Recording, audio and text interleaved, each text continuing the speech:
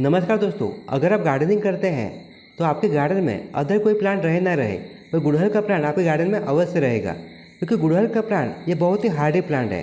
कम care में और कम fertiliser में भी ये आपको कम ज़्यादा मात्रा में ये फ्लावरिंग देता ही रहता है। और इसकी जो फ्लावरिंग है वो साल भर कंटिन्यू चालू रहती है। पर आपको लगता है कि आपके गार्डन में जो गुड़हल का प्लांट है, फिर चाहे वो देसी हो या हाइब्रिड हो, आपको लगता है कि आपका जो प्लांट है वो पूरी तरह से कलियों से और फूलों से भरा रहे। तो आज के वीडियो में मैं आपको कुछ ऐसे ट्रीटमेंट बताने वाला हूँ या कुछ ऐसी बातें बताने वाला हूँ, अगर आप उसका फॉलो करते हैं तो आपके गार्डन में जो भी गुड़हल का प्लांट है उसमें कभी भी कलियर फूलों की कमी नहीं होगी। देखिए, हमारे गार्डन में जो अदर फूलों वाले प्लांट है उसकी जो कलियाँ है वो ड्रॉप नहीं होती है, पर गुड़हल का एक ऐसा प्लांट है इसकी बहुत सारी कलियाँ वो ड्रॉप हो जाती है, या फिर जो फूल होते हैं उसकी साइज़ भी काफ़ी छोटी हो जाती है। अगर ये भी समस्या आपके गार्डन में जो प्लांट है उसमें नज़र आती है तो आज की वीडियो में इस सितंबर महीने में हमें कुछ ऐसी ट्रीटमेंट करनी है। अगर एक बार ट्रीटमेंट करते हैं तो साल भर आपको देखने की ज़रूरत नहीं पड़ेगी। सिर्फ आपका जो प्लांट है उसमें आपको हर 20 या 25 दिन में जो न्यूट्रिशन की जो कमी है वो पूरी करने के लिए आपको फल देने की ज़रूरत पड़ेगी। और आपका जो प्लांट है वो पूरी तरह से कलियों से और फूलों से दोस्तों पूरा साल भरा रहेगा। तो चलिए फिर दोस्तों वीडियो की शुरुआत करते हैं।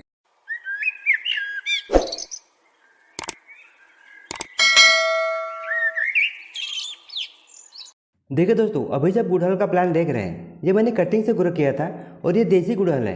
देखिए, अगर आप देसी गुड़हल लगाना चाहते हैं तो ये टाइम बहुत ही बेस्ट है, क्योंकि बरसात के मौसम में और सर्दी के मौसम में गुड़हल की जो कटिंग है ये बहुत ही आसानी से दोस्तों ग्रो हो जाती है। और 3 या 4 महीने के अंदर ही इसकी जो फ्लावरिंग है वो फ्लावरिंग भी स्टार्ट हो जाती है। अभी जब प्लांट देख रहे हैं इसमें रोज़ कम से कम 3 से 4 फ्लावर होते रहते हैं। तो मुझे कुछ स्पेशल इसकी ट्रीटमेंट करनी है ताकि इस प्लांट को मैं साल भर फ्लावरिंग के लिए रेडी कर सकूँ।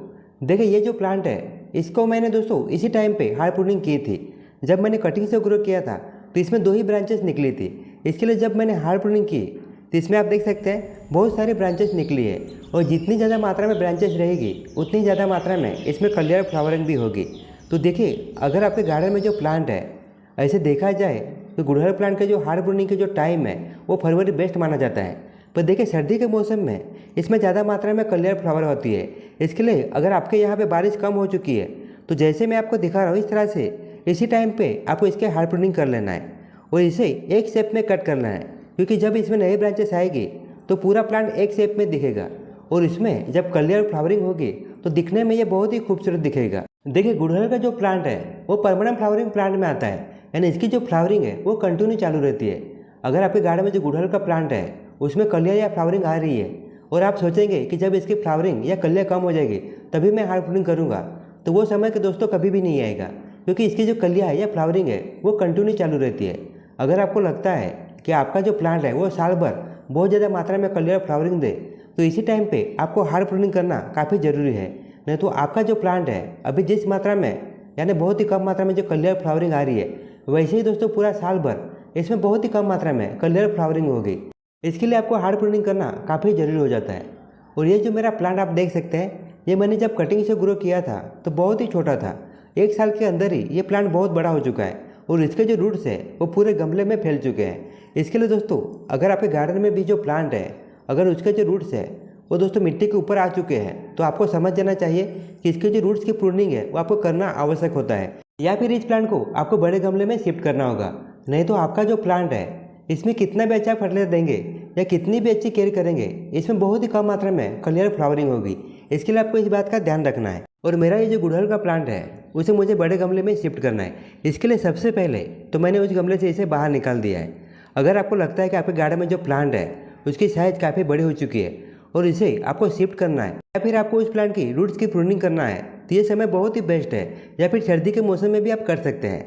देखिए, जितना हो सके आपको रिपोर्टिंग या रूट्स की जो प्रूनिंग है गर्मी के मौसम में आपको नहीं करना है, नहीं तो आपका जो प्लांट है वो ख़राब हो सकता है। इसका आपको ध्यान रखना है। तो आप देख सकते हैं जैसे मैं आपको दिखा रहा हूँ इस तरह से आपका जो गुड़हल का प्लांट है उसके जो रूट्स की प्रूनिंग है वो आपको कर लेना है। देखिए, कितने भाई बहन ऐसे भी होते हैं जो रूट्स की प्रूनिंग करने में दोस्तों डरते हैं। उन्हें ऐसा लगता है कि हमारा जो प्लांट है अगर उसके रूट्स को हम कट कर लेंगे तो दोस्तों हमारा जो प्लांट है वो ख़राब हो सकता है या फिर मर सकता है। पर ऐसा होता ही नहीं दोस्तों। जैसे हम लोग हमारा जो प्लांट है उसकी जब हार्ड प्रूनिंग करते हैं तो आप देखते हैं कि अगर हम लोग एक ब्रांच को कट करते हैं तो वहाँ पे कई सारी नई ब्रांचेस आती है। वो कुछ दिनों बाद हमारा जो प्लांट है वो हरा भरा हो जाता है। उसी तरह से जब हम दोस्तों हमारा जो प्लांट है उसकी रूट्स की प्रूनिंग करते हैं तो वहाँ पे बहुत सारे नए रूट्स आना स्टार्ट हो जाते हैं। देखिए जितने ज़्यादा रूट्स रहेंगे उतना ही हमारा जो प्लांट है वो हेल्दी बना रहेगा। सिर्फ आपको एक बात का ध्यान रखना है, आपका जो प्लांट जो खास करके जो गमले में लगा हुआ है, आपको साल में आपको एक बार इसके जो गमले की मिट्टी है वो आपको चेंज करना काफ़ी ज़रूरी होता है, या फिर उसी मिट्टी को आपको गमले से बाहर निकाल देना है और कम से कम आपको 3 से 4 दिन तक उसे अच्छी तरह से धूप में ड्राई करना है। और इसके बाद उसमें वर्मी कंपोस्ट या फिर गोबर की जो खाद है उसे मिक्स करके आप वापस गमले में भर सकते हैं। देखिए अगर आप नया प्लांट गमले में लगा रहे हैं या फिर रिपोर्टिंग कर रहे हैं तो सबसे पहले जो गमला है उसका जो ड्रेनेज होल है वो दोस्तों बंद ना हो जाए, इसके लिए आपको वहाँ पत्थर को या फिर जो मटके का टुकड़ा है या फिर अगर आपके पास टूटा हुआ गमला है तो उसका टुकड़ा भी आप रख सकते हैं, ताकि जो ड्रेनेज होल है वो चौकअप ना हो जाए यानी बंद ना हो जाए। और अभी जो आप देख सकते हैं जो मैंने मिट्टी बनाई है ये नॉर्मल सी मिट्टी मैंने बनाई है। इसमें मैंने 60% जो गार्डन की मिट्टी है यानी खेत की मिट्टी है उसका इस्तेमाल किया है, 20% जो चावल का हस्क है उसका इस्तेमाल किया है और 20% इसमें वर्मी कंपोस्ट का मैंने इस्तेमाल किया है। तो जैसे मैं आपको दिखा रहा हूँ इस तरह से आपको मिट्टी को दोस्तों भर लेना है। देखिए अभी जो आप गमला देख सकते हैं ये मैं मार्केट से या फिर नर्सरी से बाय करके नहीं लेके आया हूँ, इसे घर पे ही मैंने बनाया हुआ है। अगर आप चाहते हैं तो आप भी इसे बहुत ही आसानी से अपने घर पे ही बना सकते हैं। देखिए हम अगर 14 या 16 इंच का जो गमला है वो खास करके जो कंक्रीट का गमला है अगर हम मार्केट से या नर्सरी से बाय करते हैं तो हमें 300 या 350 रुपये पे करने होते हैं। देखिए अगर आप गार्डनिंग करते हैं तो सबसे ज़्यादा जो खर्चा आता है वो गमले के ऊपर ही आता है। और दोस्तों इसे आप अगर घर पे ही बना देते हैं तो बहुत ही कम खर्चे में यानी 100 रुपये के अंदर ही ये गमला आपका बनकर रेडी हो जाता है। तो इसे किस तरह से बनाना है इसका वीडियो मैं अपलोड कर दूंगा ताकि आप भी इसे आसानी से अपने घर पे बना सकते हैं। देखिए अगर आप अपने गार्डन में कोई भी नया प्लांट लगाते हैं या फिर इसकी रिपोर्टिंग करते हैं तो आपको एक बात का ध्यान रखना है, उस प्लांट को आपको कम से कम 1 हफ्ते तक ऐसी जगह रखना है जहाँ पे डायरेक्ट सनलाइट ना आती हो। इसके बाद आप डायरेक्ट सनलाइट में उसे निकाल सकते हैं। देखिए गुड़हल प्लांट की रिपोर्टिंग के बाद आपको पूरी तरह से मिट्टी नहीं भरना है, आपको कम से कम 4 या 5 इंच का जो गैप है आपको छोड़ देना है, क्योंकि इसमें हम लोग फर्टिलाइजर का यूज करेंगे। तो इसमें जो सबसे पहले जो फर्टिलाइजर लेने वाले हैं वो है बोन मिल। देखिए बोन मिल में काफ़ी ज़्यादा मात्रा में कैल्शियम और फास्फोरस पाया जाता है और इसे गार्डनिंग में और खेती में काफ़ी ज़्यादा मात्रा में इस्तेमाल होता है। और इसी में जो हम दूसरी चीज़ यूज करने वाले हैं वह यूज की हुई चाय की पत्ती। देखिए यूज की हुई चाय की पत्ती में काफ़ी ज़्यादा मात्रा में नाइट्रोजन की मात्रा होती है और इसी के साथ साथ अगर हम इसका यूज करते हैं तो नॉर्मल सी जो हमारे गार्डन की मिट्टी है या फिर दोस्तों गमले की मिट्टी है वो एसिडिक बन जाती है और गुड़हल का जो प्लांट है उसे एसिडिक मिट्टी पसंद होती है। इसके लिए हम 1 चम्मच यूज की हुई जो चाय की पत्ती है उसका इस्तेमाल कर रहे हैं। और इसी में जो तीसरी चीज़ यूज करने वाले हैं वो है अंडे के छिलकों का पाउडर। देखिए अंडे के छिलकों में काफ़ी ज़्यादा मात्रा में कैल्शियम होता है।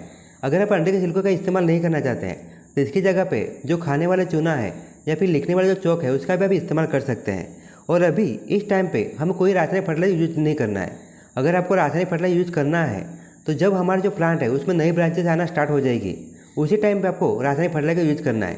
पर अभी जो हमारा प्लांट है उसे अच्छी तरह से हमें सेट करना है।